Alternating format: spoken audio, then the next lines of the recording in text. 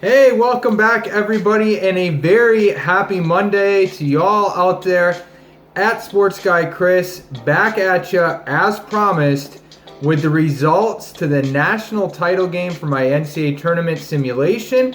As you guys know, 2 weeks ago, Saturday 2 weeks ago would have been the Saturday of Selection Sunday, the 14th of March. I released my official 2020 March Madness bracket, what it would be had we progressed with the tournament moving forward.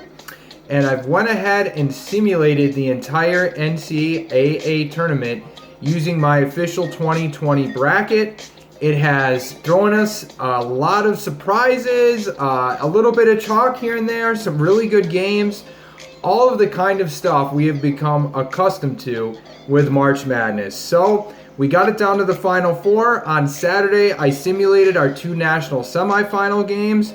Kentucky was able to get past Wisconsin with surprising ease in that one by 18. My Badgers had made a run, but came to an end, came up short in the national semifinal. And in the other game, we had a pair of surprises with the 7 seed Penn State and the 12 seed Indiana going at it in that game. So we had an interesting Final Four, of course, definitely not all chalk there. Kentucky, probably not a big surprise. Wisconsin, a medium surprise, upsetting Kansas and Florida State. Certainly Indiana and Penn State surprises. Of course, the Nittany Lions started the season pretty good. They were 20-5 at one point and were atop the Big Ten and ranked in the top 10. So maybe not a huge surprise. But anywho, guys, let's jump into it. We had the 3 seed Kentucky and the 7 seed Penn State going at it for the national title game. So, how did it go? Well, I can tell you this, the first 20 minutes were actually pretty incredible. Both teams got off to sluggish starts, probably a little tight at the beginning, being the title game. Both took a little bit to get going, but once the bucket started going in, guys, it was a great first 20 minutes. They traded blows back and forth. Neither team had more than a 3-point lead for the whole first 20 minutes. Kentucky hit a pair of free throws there right in the closing moments before the half to take a 32-31 lead into the locker room.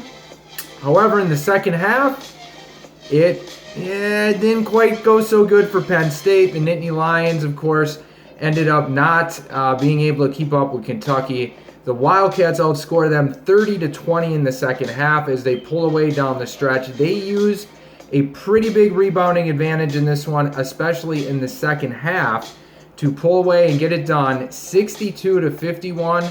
The 3 seed in the East region, Kentucky Wildcats, are my official 2020 March Madness NCAA tournament simulation national champions, guys. We've took it all the way down as promised and crowned a national champion. So a little bit of chalk in the very end. Kentucky, this would be their 9th title overall, putting them just 2 behind UCLA for the what would be the overall record. So there you have it, guys. Kentucky is our national champion. A few notes on the simulation, of course. I only did one, didn't do 10,000, and then picked the majority winner for these games, or did a vote or anything like that. Just did one sim, whatever the results threw at us, we rolled with it.